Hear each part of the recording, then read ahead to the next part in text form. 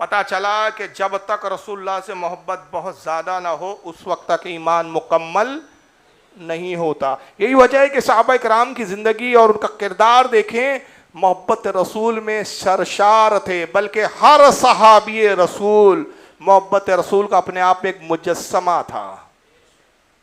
اگر عشق رسول کو مجسم کر دیں تو وہ صحابہ کی شکل میں آپ کو نظر آئیں. اور اس طرح حدیثوں میں کثیر واقعات آپ کو رسول اللہ سے محبت کے صحابہ کے ملتے ہیں. چنانچہ دیکھیں آپ صحیح بخاری کتاب الوضو حدیث نمبر 187, اور امام مسلم نے بھی کتاب الصلاۃ باب سترۃ المصلی حدیث نمبر 1006, ابن حبان نے اپنی صحیح ابن حبان حدیث نمبر 2394. یہ تمام محدثین روایت نقل کرتے ہیں کہ رسول اللہ کی عادت کریمہ تھی کہ بلال اذان دیتے 5 وقت کی, اذان کے بعد حضور کچھ وقت پہلے جب جماعت کا وقت ہو جاتا سرکار سنت اپنے حجرے میں ادا فرماتے تھے. بہت کم ہوتا کہ آپ مسجد نبوی میں آ کے سنت ادا کرتے. حضور جو سنت پڑھتے اکثر اپنے حجرے میں پڑھتے, اور بالکل تھوڑے وقت پہلے آپ باہر تشریف لاتے, اور آنے کے بعد جو ہے وضو کے لیے آپ کو پانی درکار ہوتا تو آواز دیتے بلال وضو کے لیے پانی لاؤ. حضرت سیدنا بلال رضی اللہ تعالیٰ عنہ لوٹے میں پانی لاتے. لانے کے بعد جب حضور کو وضو کرانے لگتے صحابہ کی نگاہ حضوری کو تلاش کر رہی ہوتی کہ بلال نے اذان دی, سرکار باہر آئیں گے, وضو کریں گے, پھر اپنے حجرے میں جائیں گے, سنت ادا کریں گے, پھر جماعت سے نماز پڑھانے آئیں گے. یہ طریقہ تھا سرکار کا. مسجد نبوی سرکار کا حجرہ لگے ہوئے تھے. تو بلال لوٹے میں جیسی پانی آتے تو صحابہ کیا کرتے, حضور کے چاروں طرف گھیر لیتے حضور کو چاروں طرف سے, اور جیسے ہی حضرت سیدنا بلال پانی ڈالنا شروع کرتے نبی پاک اپنے دست مبارک کو دھوتے, اور وہ پانی آپ کے دست مبارک کو مس کر کے زمین کی طرف بس آ ہی رہا ہوتا. اس سے پہلے کہ اس زمین پر پانی کے قطرات گرے بے شمار صحابہ کرام کے ہاتھ آتے اور اس پانی کے قطروں کو اپنے ہاتھوں اور ہتھیلیوں پر لے لیتے. اس پانی کو بھی زمین پر گرنے نہیں دیتے تھے وہ. اور پھر وہ کیا کرتے, اس پانی کو چہرے پر ملتے, بدن پر ملتے. کٹر بریلوی تھے صحابہ کرام. آج اگر وہابی اس دور میں ہوتا تو صحابہ کو بدعتی بول دیتا. یہ تو بہت بڑے بدعتی ہے. یہ بھی کوئی بات ہوئی, 5 وقت اور کوئی کام دھام ہی نہیں ہے ان کے پاس, بس پانی سے اپنے آپ کو چمٹاتے رہتے ہیں, لپیٹتے رہتے ہیں, چپکاتے رہتے ہیں. یہ کیا بات ہوئی؟ چلو یہاں تک تو ٹھیک تھا بھائی صاحب. اب آئیے ایک دوسری حدیث سن لیجیے آپ. امام بخاری نے تو کمال کر دیا. میں تو کہہ رہا ہوں موقع مل نہیں رہا ہے. اللہ تعالیٰ آپ کی اور ہماری عمر میں برکتیں دے. وہ موقع آئے کہ جو بولنا چاہتا ہوں بتانا چاہتا ہوں اس کی وقت ملے ہمیں. ایک ایسا میں سیشن لینا چاہتا ہوں کہ جس میں صرف بخاری ہو, باقی کوئی کتاب نہیں, اب موضوع ہو کہ امام بخاری سب سے پہلے بریلوی. جن عقائد و نظریات کو آپ بریلویت کہتے ہو وہ سارے عقائد و نظریات آپ کو امام بخاری میں ملیں گے. چلو وضو کا پانی سمجھ میں آتا ہے. آپ میں سے بھی بہت سارے ایسے عاشق ہوں گے, پیر صاحب نے ہاتھ دھویا, آپ نے پانی پی لیا, پانی بدن پہ مل لیا. ہوتا ہے بہت سارے, میں نے دیکھا ہے بھائی, پانی پیا جیسی چھوڑا, پیر صاحب کا چھوڑا ہوا پانی ہے, لوگ ٹوٹ پڑتے ہیں. کہیں گے بھائی ہم بھی پیر سے محبت کرتے. تو صحابہ نے اگر رسول سے ایسی محبت کر لی تو کوئی اتنی بڑی بات نہیں ہے. کمال تو یہ ہے کہ امام بخاری اسی کتاب الوضو میں ایک باب قائم کرتے ہیں, اور باب کا نام رکھتے ہیں البزاقی والمخاطی والنحوی فی الصوب. اپنے بدن اور کپڑوں پر تھوک کو ملنا, یہ باب کا نام ہے.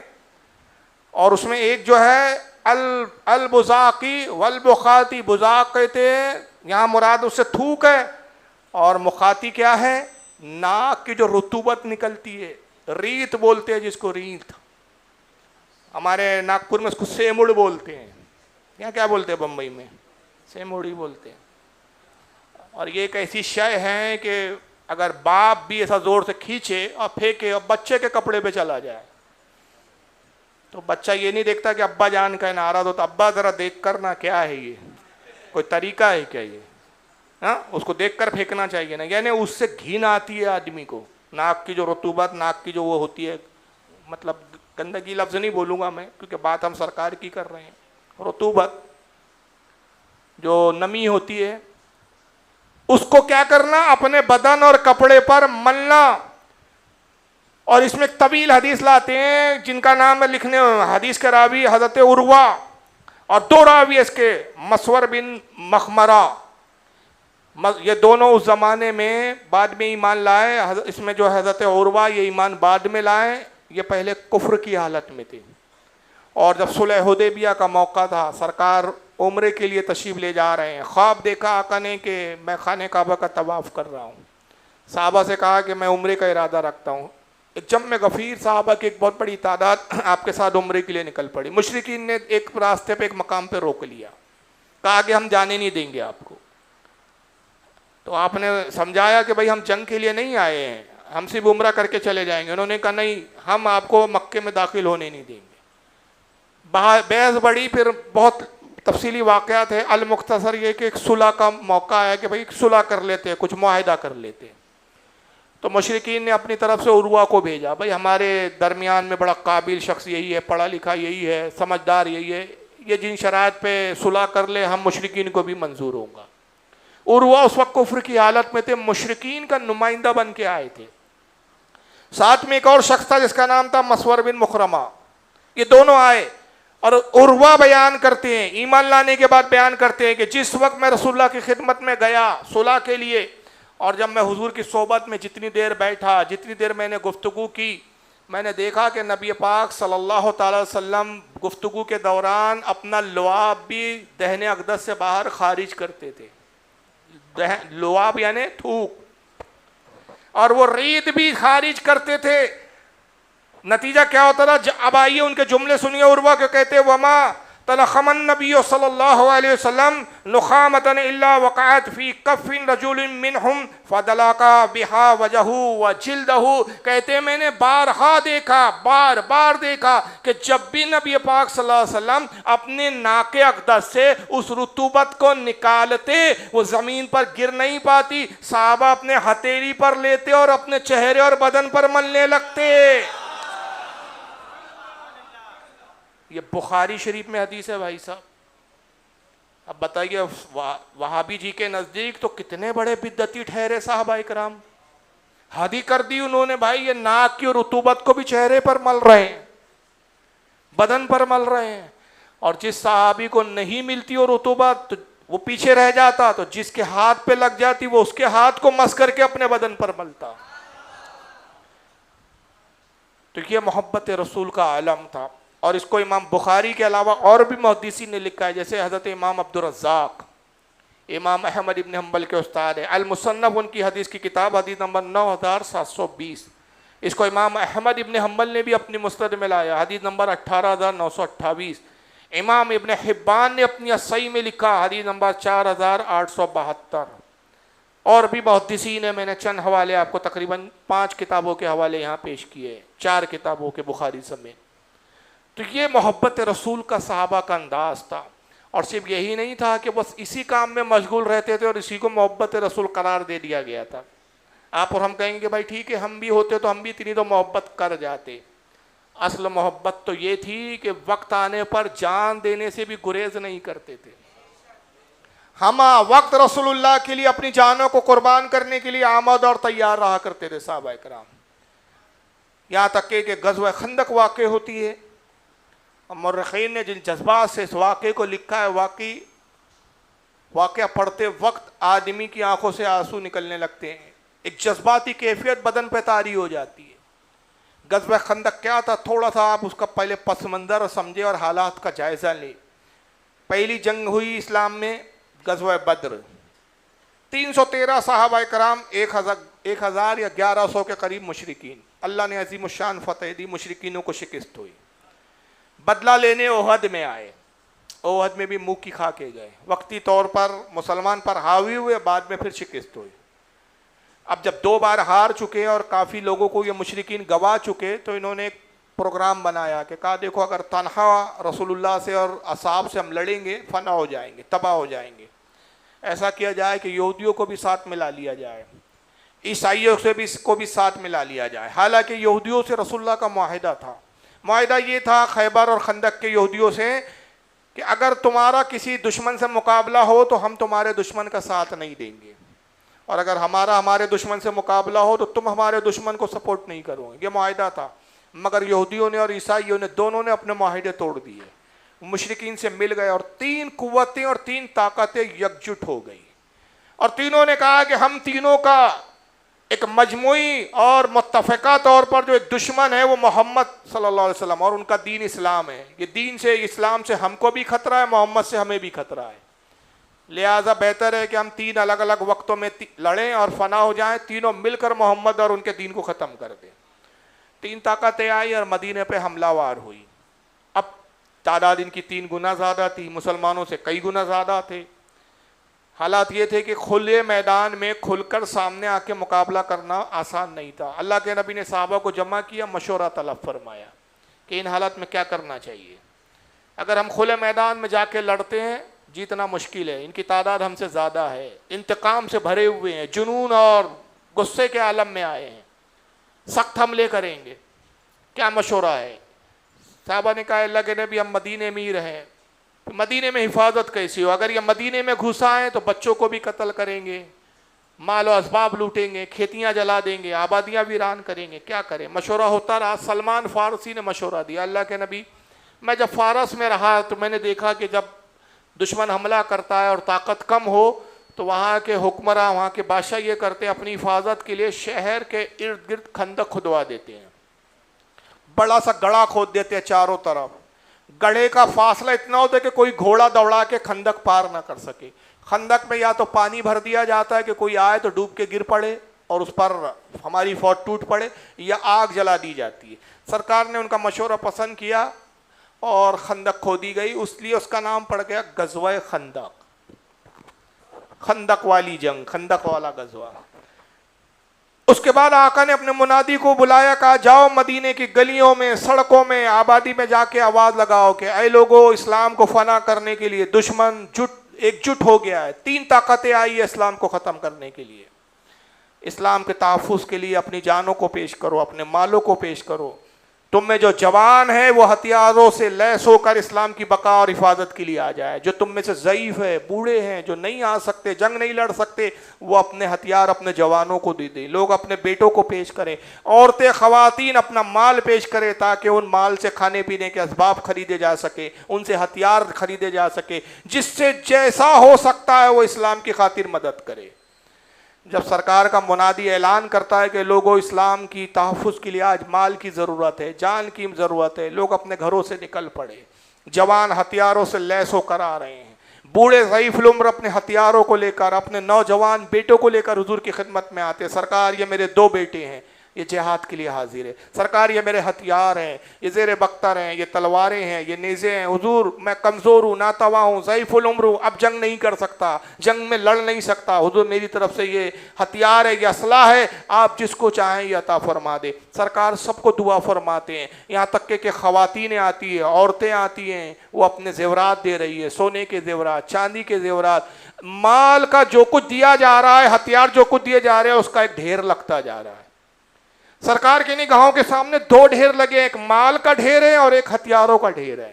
حضور جو بھی کوئی دیتا ہے سب کو دعا فرماتے ہیں. صحابہ کرام کھڑے ہوئے ہیں حضور کے ساتھ. تبھی نگاہ دیکھتی ہے کہ ایک جواں سالہ خاتون, جوان عورت ہے, سفید لباس میں ملبوس ہے, چہرے سے اپنے دوپٹے سے چہرہ چھپائے ہوئے ہیں, سینے سے کوئی چیز چمٹائے ہوئے اور چھپائے ہوئے بڑی آہستگی کے ساتھ چلی آ رہی ہے.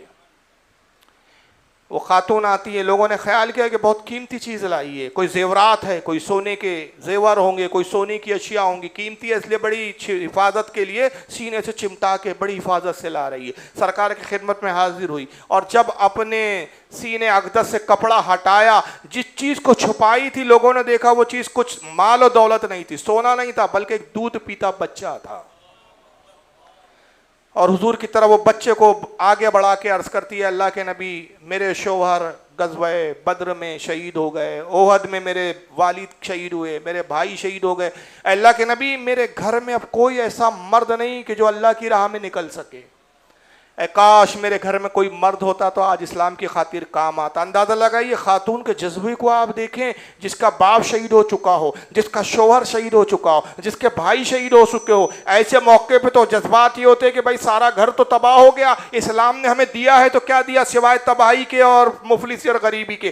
اس عالم میں بھی اس کے جذبات یہ کہ کاش میرے گھر میں کوئی مرد ہوتا تو میں اسلام کی خاطر اس کو پیش کرتی. مگر افسوس کہ آج میرے گھر میں کوئی مرد نہیں ہے۔ اے اللہ کے نبی، مرد کے نام پہ صرف ایک بچہ ہے۔ جس وقت میرے شوہر غزوے کے لیے، احد کے لیے نکلے، اس وقت میں حاملہ تھی اور یہ بچہ تولود ہوا ہے، یہ شیرخوار دودھ پیتا بچہ ہے۔ اے اللہ کے رسول، میں اس بچے کو جہاد کے لیے آپ کی بارگاہ میں نذر کرتی ہوں، سرکار اس بچے کو لے جائیں جہاد پر۔ آقا نے جب اس کیفیت کو دیکھا، صحابہ نے دیکھا، آنکھوں میں آنسو کے دھارے بہنے لگے، نبی پاک صلی اللہ علیہ وسلم رونے لگے، ہاتھوں کو اٹھایا، دعا دی اس خاتون کے لیے، کہا کہ اے میری شہزادی، اے میری بیٹی، میں تیرے جذبات کی قدر کرتا ہوں، لیکن اس بچے کو لے جاؤ، یہ دودھ پیتا بچہ ہے، یہ ابھی اس کام کا نہیں کہ جہاد میں لے جایا جائے، یہ تلوار اٹھا نہیں سکتا، یہ تیر و کمان سنبھال نہیں سکتا، یہ زیر بختر اپنے سینے پہ زیب تن نہیں کر سکتا، دشمن کے تیر آئے یہ تیروں سے اپنے آپ کو بچا نہیں سکتا، دشمن اس پہ وار کرے یہ ان واروں کو روک نہیں سکتا، یہ شیرخوار دودھ پیتا بچہ ہے، اسے لے جاؤ، اسے پروان چڑھاؤ، اسے تہذیب و تمدن سے آراستہ کرو، بہادر بناؤ، اسلام کے جذبات اس کے اندر راسخ کرو، اور جب یہ جوان ہو جائیں، مضبوط اور باہوں کا مالک اور قوی ہو جائیں، اللہ نے چاہا تو پھر اور موقع آئیں گے، پھر جہاد کے لیے اس کو پیش کرنا۔ فی الحال ابھی سے لے جاؤ، میں تمہارے جذبات کی قدر کرتا ہوں اور تمہارے حق میں اللہ کے لیے اللہ کی بارگاہ میں دعا کرتا ہوں۔ جب سرکار نے انکار فرمایا، اس کو جانے کے لیے کہا تو وہ رونے لگی خاتون، اور روتے ہوئے کہتی ہے اللہ کے نبی، یہ آپ نے کیا فرما دیا میرے آقا، آپ میرے بیٹے کو قبول نہیں کر رہے ہو، میری قربانی کو قبول نہیں کیا جا رہا ہے، اس لائق نہیں سمجھا جا رہا ہے۔ میں مانتی اور قبول کرتی ہوں کہ بچہ واقعی کافی چھوٹا ہے، یہ شیرخوار دودھ پیتا بچہ ہے، چند روز ہوئے ہیں اسے پیدا ہوئے، ابھی اسے ایک ماہ بھی نہیں گزرا اس کی پیدائش کو، ایک ماہ کا بھی مکمل نہیں ہوا ہے، چند روز ہوئے کہ یہ ابھی دنیا میں آیا ہے۔ اے اللہ کے نبی، میں مانتی ہوں کہ یہ تلوار نہیں چلا سکتا، اے اللہ کے نبی یہ دشمن سے اپنی حفاظت نہیں کر سکتا، مگر سرکار اس کو اتنا ناکارہ نہ سمجھے، اس کو اتنا بیکار نہ سمجھے، اس بچے میں اللہ کے رسول بڑی ایک اچھی خوبی ہے اور بہت عمدہ خوبی ہے جو دیگر بچوں میں نہیں۔ سرکار اس میں خوبی یہ ہے کہ جو بھی اس کے گالوں کو بوسہ دیتا ہے یہ اس کے سینے سے چمٹ جاتا ہے۔ اے اللہ کے نبی، اس بچے کو اپنے ساتھ لے جائیں، اور جب چاروں طرف سے دشمن آپ کی طرف تیر برسائیں تو آپ اس میرے بچے کے رخسار پر بوسہ دینا، یہ آپ کے سینے سے چمٹ جائیں گا اور دشمن کے تیر اپنی پیٹھ پر لے لیں گا اور آپ کا سینہ محفوظ ہو جائے گا۔ اے اللہ کے نبی، میں اس خاطر اس بچے کو لائی ہوں۔ اندازہ لگائیے تاریخ کیا ایسی مثال پیش کر سکتی ہے کہ اپنے کسی رہنما، اپنے کسی رہبر پر اپنے دودھ پیچھے بچے بھی لوگ قربان کرنے کے لیے لائے ہو۔ تنقید کرنا آسان ہے، کمرے میں بیٹھ کے بولنا آسان ہے کہ محمد ڈکٹیٹر تھے، محمد ایسے تھے، محمد ایسے تھے، یہ وہ لوگ بکواسات کرتے در حقیقت جنہوں نے اسلام کی تاریخ کو پڑھا ہی نہیں ہے، اور پڑھ کر بھی وہ چھپاتے اس لیے کہ ان کی اپنی تاریخ میں ایسا ان کو کچھ ملتا نہیں ہے۔ سمجھ رہے ہیں نا آپ؟ جب ان کی اپنی تاریخ میں ایسی مثالیں نہیں ملتی تو وہ مجبور ہو کر پریشان ہو جاتے ہیں کہ بھئی ہماری تاریخ تو اس سے مطلب خالی ہے۔ یہی وجہ ہے کہ ہر وقت ہم خطرے میں جی رہے ہیں، اتنے خطرے میں ہم لوگ جی رہے ہیں، ہمارا دھرم، ہمارا مذہب اس قدر خطرے کے سائے میں پل رہا ہے کہ جو بھی اسلام پڑھتا وہ اسلام کا ہو جاتا ہے۔ تو کوئی اسلام پڑھے نہیں، کوئی محمد کی سیرت جانے نہیں، تو اتنا پروپیگنڈا کرو کہ لوگ اسلام کی طرف جانے سے ہی رک جائے۔ تو یہ پروپیگنڈا کی مہم ہے، لیکن اس کے باوجود بھی اللہ فرماتا ہے قرآن عظیم میں کہ یہ اللہ جو ہے، یہ اللہ کا دین کیا یہ دشمن اور مشرکین چاہتے ہیں چند پھوکوں سے بجھا دیں گے؟ اللہ نے طے کر رکھا ہے کہ اس کو پورے عالم میں روشن فرمائیں گا۔ یہ آیت کا مفہوم ہے۔ تو دین تو پھیلیں گا، اور قیامت کے وقت سوائے اسلام کے کچھ ہونا ہی نہیں ہے، صرف اسلام ہی اسلام ہوگا۔ اور یاد رکھیے اسلام کی خاصیت ہے اس گلاب کے پودے کی طرح ہے کہ جس کو جتنا تراشیں گے اگلی بار اتنی ہی شاخیں اس میں پھر پھوٹتی ہے، اتنا ہی وہ ہرا بھرا ہوتا ہے، جتنا کاٹنا چاہوں گے اتنا ہرا بھرا ہوگا۔ اور تاریخ گواہ ہے کہ جب جب اسلام کو فنا کرنے کے لیے بڑی بڑی طاقتیں اٹھی ہیں، یہ آج کی طاقت کوئی حیثیت نہیں رکھتی، یہ تو صرف منہ سے بولنا جانتے، ایسی ایسی طاقتیں بھی اسلام کو فنا کرنے کے لیے اٹھی۔ ہلاکو نام کی طاقت کا نام سناؤں گا آپ نے، چنگیز خان جیسوں کا نام سناؤں گا آپ نے، ایک زمانے میں نمرود و فرعون جیسے بھی گزرے ہیں، نام و نشان مٹ گئے، آج میوزیموں میں عبرت کا نشان بن گئے، آج تماشا بن گئے۔ وہ فرعون نمرود جن کی بارگاہ اور ان کے دربار میں کھڑے ہونے کے لیے بھی ہمت چاہیے تھی، جن کے درباروں میں بولنے کی انسان جرت نہیں کرتا تھا، آج وہ نمرود کا تماشا ایسا ہے، لاش رکھی ہوئی اور टिकट खरीद के लोग जाके उसका तमाशा देख कर आते हैं। ये ऐसे तमाशे बन गए तो इंशाल्लाह ये भी तमाशे बन जाएंगे। इस्लाम तो वो है कि जो अल्लाह का दीन है और अल्लाह ने इसको पसंद कर लिया है। इन्ना दीना इंदल्लाहिल इस्लाम, अल्लाह के नज़दीक अगर कोई दीन है तो उससे भी इस्लाम है। जब उसके नज़दीक इस्लाम ही दीन है तो कोई फना नहीं होगा। और याद रखिए ऐसी चीज़ें तो होता नहीं है। हाँ ये ज़रूर होता है कि हमारे कल्ब को ठेस पहुँचती है, लोग हमारे दिलों को दुखाते हैं, और ये उनका शेवा है, उनका मज़हब ही ये सिखाता है। हमारा मज़हब तो ये कहता है कि किसी के माबूदों को बुरा मत बोलो, कि पलट कर कहीं वो तुम्हारे सच्चे माबूद को बुरा ना कहें। हम तो दूसरों को भी नहीं कहते। हमारा दीन तो ये कहता है लकुम दीनुकुम वलिय दीन, तुम्हारा दीन तुम्हारे साथ, हमारा दीन हमारे साथ। हमारी जिम्मेदारी तो इतनी है कि हम अच्छाई की बातें हिकमत के साथ तुम तक पहुंचा दे। अब कबूल करना नहीं करना तुम्हारा काम है। हमारे यहाँ तो ये है कि हर खिताब के बाद खतीब सूरह यासीन की ये आयत तिलावत करके इख्तिताम करता है, वमा अलैना इल्लल बलागुल मुबीन। हमारा काम पहुंचा देना था, बस हमने पहुंचा दिया।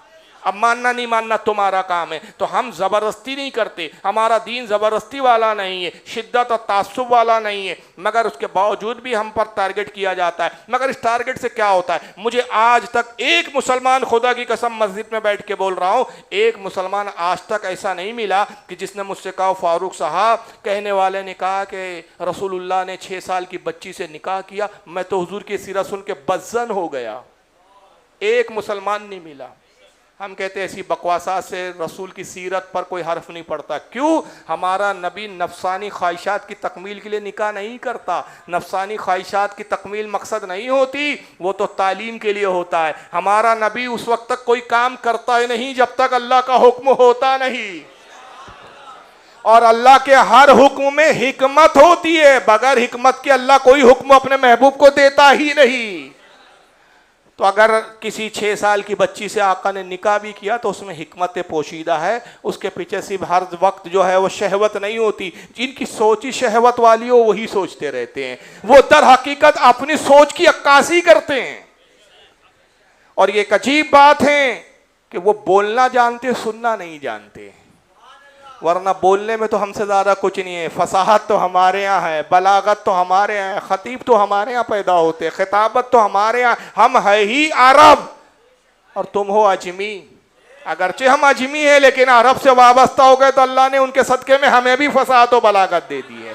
खिताबत हमारे घर की लौंडी है, तुम हमसे अच्छा क्या बोलोगे? मगर तकलीफ तो तुम्हें यह है कि तुम बोलना जानते हो, सुनना नहीं जानते। सुनने का भी हौसला पैदा करो तो फिर हम कुछ बोलें। पढ़ते तो हम भी है, मनुस्मृति हमने भी पढ़ा है, रामायण हम भी पढ़ते हैं, महाभारत हम भी पढ़ते हैं। ऐसा नहीं है कि हिंदुस्तान में पैदा हुए तो संस्कृत हमें नहीं आती, हिंदी हम नहीं जानते, मराठी हम नहीं बोल सकते, बोलना हम भी जानते। जब हमने बाहर की ज़बान अरबी सीख लिया तो तुम्हारी अपनी ज़बान सीखने में कौन सी प्रॉब्लम है? अरबी जैसी ज़बान हमने सीख लिया जो इतनी दुश्वार है, जो फरिश्तों की ज़बान है। हम फरिश्तों की ज़बान सीख गए तो तुम इंसानों की ज़बान नहीं सीख सकेंगे?